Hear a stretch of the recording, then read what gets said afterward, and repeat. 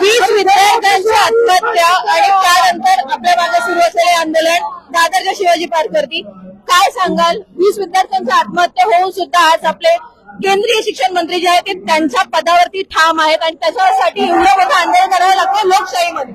मला ते वाटतं ते निर्लज्ज आहेत, त्यांना हृदयच नाही आहे.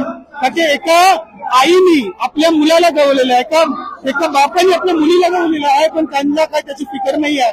आणि आज आपण बघतोय की 22 विद्यार्थ्यांनी आत्महत्या, तर आम्ही त्याला आत्महत्या नाही, इन्स्टिट्यूशनल मर्डर आहे आणि याचे जबाब धर्मेंद्र प्रधान आहेत. आणि मला नाही माहिती की त्यांना कुठला माज बसलेला आहे त्या खुर्चीचा. आणि देशातील विद्यार्थी आणि युवक आज रस्त्यावर आहे, त्यांना खुर्चीतून खाली उतरण्याचं कामच करणार आहे. पंतप्रधान मोदी ज्यावेळेस सत्तेत नव्हते तेव्हा ते म्हणायचे की आपल्याला लोकशाही अबाधित ठेवायची, परंतु आज जेव्हा ते सत्तेत आलेले आहेत त्यावेळेस असं सगळेच जण म्हणतात की आपल्या देशाची वाटचाल ही हुकुमशाहीकडे. कितपत तथ्य? मला असं वाटतंय नरेंद्र मोदी ही स्वतः हुकुमशाहीकडे घेऊन जात आहेत. पण आम्हाला एवढा विश्वास आहे, भारतीय संविधानावर आम्हाला विश्वास आहे की आम्ही त्या भारतीय संविधानाच्या मार्गाने जसेच पंतप्रधान नरेंद्र मोदी हे निवडणूक करून जर गेलेले आहेत सत्तेला, तर त्यांना मी इलेक्शनच्या माध्यमातून खाली उतरण्याचा प्रयत्न करू. आणि या देशाचे युवा आणि विद्यार्थी आता तयार आहे की आम्हाला हुकुमशाही नाही, आम्हाला लोकशाहीला पाहिजे. जर तुम्ही एका सोनम वांचुकला जर किडनॅप करत असाल दिल्ली पोलीस द्वारा, तर आम्ही घाबरणारे नाही आहात. आज मुंबईचे युवक सुद्धा रस्त्यावर आहे, आम्ही लढणारे आहेत. आम्ही छत्रपती शिवाजी महाराज आणि भगतसिंगाच्या विचाराला मानणारे युवक आहेत. परंतु काल ज्या पद्धतीने सोनम वांगचुक यांना जबरदस्तीने रुग्णालयात नेण्यात आलं, त्याच पद्धतीने उद्याचा मोर्चा जो संसदेवर जाणार तो दडपण्याचा प्रयत्न होऊ शकतोय. होऊ शकतं ठामपणे होऊ शकतं. जसं त्यांना तिथे तर 120 पेक्षा जास्त सीसीटीव्ही लावली गेली आणि त्यानंतर फक्त व्हाईट कपड्यांनी लपवलं गेलं का हे चोरांची निशाणी आहे. त्यांना माहित होतं की सीसीटीव्ही मध्ये ते पण त्यांची हरकती कैद होणार आहे, तरी त्यांनी व्हाईट कपड्याचा उपयोग केला. यामध्ये तुम्ही समजू शकता की लोकशाही मरायला आली आहे, मरत आहे आणि जे दडपशाही आहे ते वाढत आहे. हे आपल्या जे स्टुडंट्स आहे, युवा आणि सिटीजन्स आहे, त्यांना पुढे येऊन पुढाकार घ्यायला पाहिजे. आता आवाज नाही उचलला मग आपण कधीच नाही आवाज उचलू शकणार. परंतु एकंदरीत ही सगळी परिस्थिती बघता जे बांगलादेशमध्ये झालं, जे नेपाळमध्ये झालेलं होतं, जे श्रीलंकेमध्ये झालेलं होतं, पण आज लोकशाहीसाठी सर्वात मजबूत देश असणाऱ्या भारतामध्ये या जेव्हा गोष्टी घडतात तेव्हा एक भारतीय नागरिक म्हणून काय वाटतं?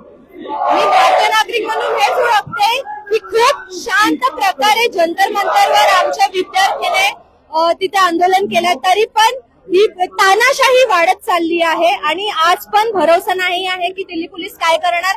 आज पण क्रॅकडाऊन करू शकते, कधीही करू शकते, कारण की उद्याचा जो जंतर म्हणजे तिथे कुठे आपला जंतर मंतर वरून संसदकडे जायला जो मार्ग घेणार आहोत आपण, जे आपण निर्णय घेतलाय ते पण ते क्रॅकडाऊन करू शकतात कधीही. तर मी एक नागरिक म्हणून हेच आवाहन देणार की उठा, जागे व्हा आणि लढा, बोलायला शिका. जे बोलत आहात त्यांना थांबवू नका, फक्त त्यांची साथ द्या. पण आज बघितलं जसं जंतर मंतरवरती ऑलरेडी पोलिसांचा फौजफाटा तैनात आहे, जेव्हापासून आंदोलनाला सुरुवात झाली आहे. आज मुंबईत पण तेच झालं, सकाळपासून इथे प्रॉपर पोलीस डिटेक्शन वाले सगळे होते. पण काय वाटतंय लोकशाहीच्या राज्यात, लोकशाही असताना सुद्धा ज्यावेळेस अशा पद्धतीने पोलिसांचा फौजफाटा तैनात केला जातो, सरकारला भीती आहे की नेमकं काय? ऑब्व्हियसली सरकारलाच भीती आहे याची, कारण की मला असं वाटतं की लोकशाहीच्या काल जशा प्रकारे लोकशाहीचा मृत्यू झालेला आहे त्या प्रकारे तरी वाटतंय की इथं कोणी कोणासाठी नाहीये. पोलीस इथे मुंबई पोलीसची मी गॅरंटी देते की ते चालूच आहेत, पण दिल्ली पोलीस खूपच बेकार निघाली कालची. त्याप्रकारे त्यांनी माझा तर निषेधच आहे ह्या गोष्टीला, कारण की ही सरकार काही कामाची नाहीये, महाराष्ट्र सरकार ना भारत सरकार. पण फक्त नीट पेपर फुटत नाहीये, नीट पेपर व्यतिरिक्त सुद्धा अजून पेपर फुटतात आपल्या राज्यामध्ये. आता घडलेलं आहे त्यामुळे नेमकं काय घडलं? मी सीईटीची एक्झाम द्यायला गेलेली होती लॉची, तर त्यावेळेस 2 तासाचा पेपर असतो, तो 4 तास चालला, कारण की तिथले कम्प्युटर्स चालत नव्हते व्यवस्थित. त्याच्यामुळे माझावाला पेपर लेट झाला. तर माझं असं म्हणणं आहे की एवढं ऍप्लिकेशन फीस फॉर्म सगळं भरून सुद्धा 1300, 1500, तर मग ते फॅसिलिटी का नाही देत? दादर मधल्याच कॉलेजमध्ये अशी गत आहे, तर मग खेड्यापाड्यात कसं असेल? काही नाही सांगू शकत आपण. एवढीशी साधी गोष्ट आहे, साधी सीईटीची पेपर आहे, मोठे पेपर तर अजून लीकच होत आहेत. त्याला काही तोड नाहीये. ते होतील का नाही होतील, पण राजीनामा तर द्यायलाच पाहिजे या सरकारने. महाराष्ट्रामध्ये तुम्ही पाहत असाल जसं नीट आहे तसं इथे टीईटी आहे. मला असं वाटतं केंद्रामध्ये नीट पेपर फूट मंत्री धर्मेंद्र प्रधान हे महाराष्ट्राचे शिक्षण मंत्री नाही. टी पेपर फूट मंत्री आहे दादा भुसे आहेत. तर मी फक्त धर्मेंद्र प्रधानच नाही, दादा भुसेचा. पण मी एक तुमच्या चॅनलच्या माध्यमातून बोलत आहे, देशाचे युवा जर धर्मेंद्रचा राजीनामा नाही दिला तर उद्या महाराष्ट्राचा युवा हा देवेंद्रचा राजीनामा मागेल आणि या देशातला युवा हा नरेंद्रचा राजीनामा मागल्याशिवाय राहणार नाहीये. अर्थात तुम्ही म्हणता तुम्ही देवेंद्र यांचा राजीनामा मागाल, परंतु राजीनामा मागण्याच्या वेळेस आणि जेवढी आंदोलनं झाली, जेव्हा मंत्रालयापर्यंत मोर्चे केले, प्रत्येक जे मोर्चे आहेत ते दडपण्याचा प्रयत्न झाला. असं वाटत नाही की तेही मोर्चे तशाच पद्धतीने दडपण्यात येतील? मला वाटतं धडकतील आणि इथं असं लिहिलेलं की आज पांढऱ्या चादरीच्या आड लोकशाहीची अंतिम यात्रा निघालेली आहे. तर आम्ही त्यांच्या पुढे लढत राहू. कितीही दडपशाही करण्याचा प्रयत्न करून दे, आम्हाला रोखण्याचा प्रयत्न करून दे, आम्हाला मारण्याचा प्रयत्न करून दे. काल आमच्यावर FIR केलं, पोलिसांनी दडपशाही करून आम्हाला अरेस्ट केली, आम्हाला हॉस्पिटलमध्ये टाकलं, आम्हाला फिजिकली त्रास दिला. पण आम्ही बोलत आहे की आम्हाला तुम्ही फिजिकली त्रास देऊ शकता, पण आम्ही मेंटली आणि इमोशनली तयार आहेत यांच्यासाठी लढण्यासाठी. पण आत्ताच आपलं नुकतंच महाराष्ट्राचं पावसाळी अधिवेशन झालं, उद्या संसदेचं होणार आहे. पावसाळी अधिवेशनामध्ये आपण बघितलं जे महत्वाचे मुद्दे आहेत तेच उपस्थितच केले गेले नाहीये. पण ते एकंदरीत बघता नेमकी राज्य शासनाची वाटचाल कुठे? मला असं वाटतं राज्य शासन हा केंद्र शासनाच्या प्रमाणेच काम करतंय. कुठलाही मुद्दा आणण्याचा पाळी ते धर्म आणि जाती पुढे आणते आणि लोकांना ते डिवाइड करण्याचा प्रयत्न करते. पण आज गोष्ट आहे, आम्ही शिक्षणासाठी लढू, आम्ही शेतकऱ्यांसाठी चांगले भाव भेटेल ह्यासाठी लढू आणि युवकांना रोजगार भेटण्यासाठी यासाठी आम्ही लढत राहू. अर्थातच आम्ही लढत राहणार आहे जोपर्यंत राजीनामे मिळत नाही. एक तर केंद्रामध्ये धर्मेंद्र प्रधान यांचा आणि महाराष्ट्रामध्ये दादा भुसे जे शिक्षण मंत्री आहेत आणि त्यांच्या व्यतिरिक्त जर का वेळ पडली, गरज लागली तर आम्ही लोक देवेंद्र फडणवीस यांचा सुद्धा राजीनामा मागायला कमी करणार नाही. असंच जे आहे ते सध्या या ठिकाणी जे सर्व उपस्थित आंदोलन करते आहेत, जे सर्व लोक आहेत, जी तरुणाई आपल्यामध्ये उपस्थित आहेत, ते प्रश्न उपस्थित करण्यात येतात. आणि महत्वाची गोष्ट म्हणजे फक्त तरुणाई नाहीये, तर या ठिकाणी जे आहे वृद्ध नागरिक सुद्धा आलेले आहे. आपण संपूर्ण गर्दी या ठिकाणी बघू शकतो. ज्येष्ठ नागरिक असतील, तरुणाई असेल, लहान मुलं असतील, ते सर्वच जण जे आहे त्या आंदोलनामध्ये उपस्थित झालेले आहेत. आज सकाळपासूनच मोठ्या प्रमाणात फौज फाटा या ठिकाणी तैनात करण्यात आलेला होता. परंतु छत्रपती शिवाजी महाराज की जय, वंदे मातरम असे अनेक जे नारे आहेत, असे नारे जे आहेत या ठिकाणी आपल्याला लावताना येतात. आपण स्टेजवर सुद्धा बघू शकतो की शिवसेना ठाकरे गटाचे सर्व महत्वाचे नेते मंडळी जे आहेत उपस्थित आहेत. थोड्याच वेळामध्ये उद्धव ठाकरेंच्या नेतृत्वामध्ये आणि आदित्य ठाकरेंच्या नेतृत्वामध्ये या मोर्चाला जे आहे ते खरंच स्वरूप मिळणार आहे. आंदोलन नेमकं कुठपर्यंत जाणार आहे सुद्धा आपल्याला बघायला मिळणार आहे. जर का आपण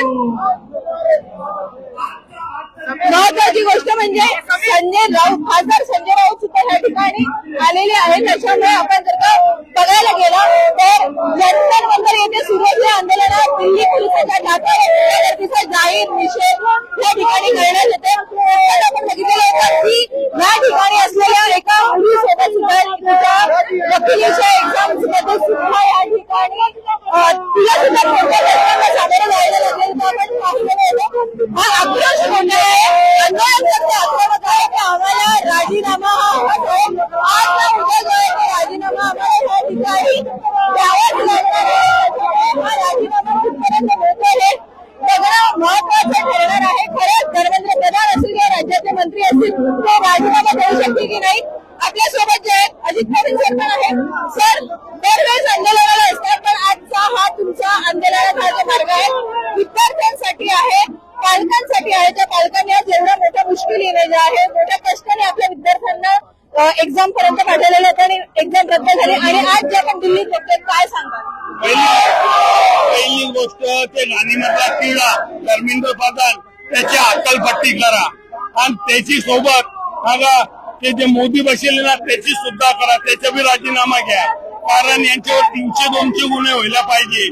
जे आई बापांनी कष्ट करून आपले शेती आपले अंगावर कर्ज घेऊन कर्जबाजार येऊन आपल्या पोरांना शिक्षण देत होते, यांनी त्यांचे मर्डर केलेले.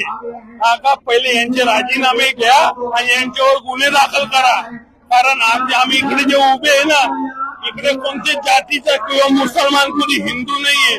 हा आहे बा आमचा भाऊ हिंदू आहे, तिलक आहे, मी मुसलमान, मी टोपी आणि इकडे मी मुसलमान नाही आणि इकडे हिंदू नाही. हे आमचे भाऊ आहे, आमच्या बहिणी, आम्ही यांचे न्याय हक्का करता इकडे लढा द्यायला उभे. खरंच वाटतंय का या आंदोलनात की दिल्लीवरती जंतर मंतरवरती सोनम वांगचुक यांना जबरदस्ती रुग्णालयात टाकण्यात आलं, अभिजित तिप्पे यांना नजर कैदेमध्ये ठेवण्यात आलेलं आहे. तिथे आंदोलन करताना कुठल्याही घोषणाबाजी करायला मनाई करण्यात आलेली आहे. उद्याच्या मोर्चाची तयारी आधीच शासनाने करून ठेवलेली आहे. जेवढे मोर्चा करायला ही वाटतंय का ज्या पद्धतीने आज सकाळी संजय राऊत म्हणाले हुकुमशाहीच्या दिशेने वाटचाल आहे, खरंच वाटतंय? मनसू सराठी त्यांनी उचलबंडी मागणी नाही केली, त्यांचा किडनॅप केलेलं आहे. हा का त्यांनी संविधानाला हक्क आहे, संविधानामध्ये प्रत्येक नागरिकाला हक्क आहे तर ते आपली भूमिका सरकारपर्यंत स्पष्ट मांडू शकतो. हे शांतीला धरूनच त्यांना उपोषण करत होते. 20 दिवसापासून जे माणूसने एक अन्न नाही खाल्लं ते माणसा करता त्यांनी गवळे फडक्यामध्ये आणून त्याला गुंडाळून नेलं, म्हणजे त्याची किडनॅपिंगच केलेली त्यांनी. पण सरकारनं म्हणते की आम्ही त्यांच्या प्रकृतीची काळजी घेण्यासाठी त्यांना रुग्णालयामध्ये भरती केलं. 20-25 दिवसापासून हा सरकार गेला कुठे होता? याला कोणाच्या गाड्याला भाडे नव्हते का? हा येऊन विचारायला का माणूस अन्न पाणी खात नाही. हे 22 विद्यार्थ्यांनी आत्महत्या केले, यांचे आई बाप रस्त्यावर पडले, यांचे पोटाचे गोळे गेले, यांचे पैसे झाले, यांच्याकडे भाड्याला पैसे नव्हते का? अरे नाही, हे फक्त आहे ना फोडाफाडी. इकडला आमदार कसा बोलायचा, इकडला खासदार कसा बोलायचा, त्याच्यामध्ये जास्त डोकं चालवतो यांचा. गरीबाला सर्वसामान्यांना न्याय देणारं सरकार नाही, हुकूम सरकार आहे. केंद्रातलं सरकार हुकुमशाही, राज्यातलं तेच वाटतंय. अरे सगळे जे माळाचे मनी इथे हा का महाराष्ट्रामध्ये कोणत्या सुखरूप चालू आहे? हा अरे ते रस्त्यावरचे खड्डे, हा पुलावरचे खड्डे, मिशीनचे खड्डे, हे फोडले ते फुटलं. अरे त्यांचं लक्ष त्याचे फुटेवर नाही. खासदार कसे फोडायचे, आमदार कसे फोडायचे, कोणाचा वाटोळा कसा फोडायचा, कोणाचा संसार कसा चांगला आहे त्याचा वाटोळा कसा करायचा, त्यांच्या डोक्यामध्ये हे सरकार चालवणार नाही. हे खेळी लोक आहे. भाव नाही, सोयाबीनला भाव नाहीये आणि खताचे भाव वाढलेले आहेत. हे सरकारला दिसत नाही आतापर्यंत. खताचे भाव आडमा पाडले. सोयाबीनचा भाव 2014 जो होता तोच आता पण सोयाबीनचा भाव आहे आणि आता 2026 चालू आहे. अरे आपल्या मुख्यमंत्र्यांनी काय बोलले होते 2014ला सोयाबीनचा भाव 10,000पर्यंत देऊन घालू. काय आता भाव आहे तुम्हाला माहितीये? सोयाबीनचा भाव आता पण 4,500. माझं सोयाबीन या वर्षी 15 क्विंटल माझ्या शेतात झालेलं 15 क्विंटल सोयाबीन हे फक्त किती 4,500 विकलं. आणि तेल काय भाव? त्या टायमाला पण 70 रुपये किलो तेल होतं. आपल्या टायमाला तेलाचा भाव आहे 200 रुपये जवळपास तेलाचा भाव आहे. ते सरकार आणि हे सरकार याच्या तोंडात काय आहे का फरक बोलण्यामध्ये? तुम्ही एवढे सरकारच्या चुका सांगताय, पण 2024 मध्ये हे सरकार निवडून आले ना, त्याच्याबद्दल काय? 2024 नंतर म्हणजे 2019 नंतर मला वाटते माझ्या मतानुसार हे सरकार या जनतेनं महाराष्ट्र जनतेने निवडून दिलेलं नाही. हे फक्त ईव्हीएमच्या माध्यमातून निवडून आलेलं आहे. आणि हे जे विद्यार्थ्यांसोबत इतका मोठा घोटाळा चालू आहे, आज 22 विद्यार्थ्यांनी जीव दिलेला आहे, पालक म्हणून काय सांगाल? पालक म्हणून तर आता ह्याच्या मागला काय ही जे कमतरता आहे, ही जी उणीव आहे, ही आहे नरेंद्र मोदीची. नरेंद्र मोदी काही माणूस नाही का दुसऱ्या एखाद्या जातीचा उभा करायला त्यामध्ये? नरेंद्र मोदी पंतप्रधान आहे, त्याच्याकडे दुसरं काही माणूस नाही का? माणसं आहेत, पण यांना त्यांचा ह्याचा जर राजीनामा घेतला तर नरेंद्र मोदीला असं वाटते की हा सरकारनं माघार घेतली म्हणून. तर ते झुकायला तयार नाहीये, सरकार झुकायला तयार नाही. पण बघू आता 20 तारखेला उद्याला काय होते ते. आम्ही पण सोबत आहे त्यांच्या मुलांच्या सोबत आहे. आम्ही अर्थातच आपण बघू शकतो, आम्ही विद्यार्थ्यांच्या सोबत आहेत. हे आपल्यासोबत एक काका होते ज्यांनी त्यांची व्यथा सांगितली की कापसाला भाव मिळत नाहीये, सोयाबीनला भाव मिळत नाहीये, शेतकरी हवालदिल झालेला आहे. आजचा मोर्चा हा जरी विद्यार्थ्यांसाठी असला, विद्यार्थ्यांच्या हितासाठी असला, केंद्रीय शिक्षण मंत्री धर्मेंद्र प्रधान यांच्या राजीनाम्याकरता असला, तरी सुद्धा आज इथे असे अनेक लोक आहेत जे आपल्या व्यथा सुद्धा घेऊन आलेले आहेत की हे सरकार नेमकं आमच्या लोकांसोबत वागतंय कसं, एका सामान्य नागरिकाला या भाजप सरकारच्या काळामध्ये कशी वागणूक मिळते याची व्यथा सुद्धा या काकांनी सांगितलेली आहे. त्याच्यामुळे आजचा हा उद्धव ठाकरे यांच्या नेतृत्वातला मोर्चा नेमका कोणतं स्वरूप घेणार आहे? कारण की संख्या मोठी आहे आंदोलन करण्याची, लहानांपासून ते वृद्धांपर्यंत, तरुणाई तर अर्थातच मोठ्या संख्येने ज्या या ठिकाणी आज उपस्थित झालेले आहेत. जी तरुणाई रविवारचा दिवस असला की फक्त घरात थांबते, कॉलेजला जात नाही, कोणाशी बोलत नाही किंवा आपल्या दुनियेत बघणं असते, ती तरुणाई आज धर्मेंद्र प्रधान असेल किंवा राज्यातले शालेय शिक्षण मंत्री दादा भुसे असतील यांचा राजीनामा घ्यायला सुद्धा या ठिकाणी उपस्थित झालेले आणि हे आंदोलन आणखी पुढे सुद्धा झाले असं जे आहे ते प्रत्येक आंदोलनकर्त्यांकडून या ठिकाणी सांगण्यात येतं. हिंदू असो मुस्लिम असो फक्त एक भारतीय म्हणून आपला राजीनामा हवा, शिक्षण व्यवस्था चांगली हवी आहे आणि या सरकारवर उत्तर हवं आहे असं या ठिकाणी प्रत्येक आंदोलनकर्त्याकडून सांगण्यात येतं. त्याच्यामुळे या आंदोलनाकडे आपलं लक्ष राहणार आहे आणि या आंदोलनाची संपूर्ण बातमी बघण्यासाठी आपण आपल्या महानगर लाईव्ह या युट्यूब चॅनलला फॉलो करायला, सबस्क्राईब करा आणि आपलं मत मांडायला विसरू नका. धन्यवाद.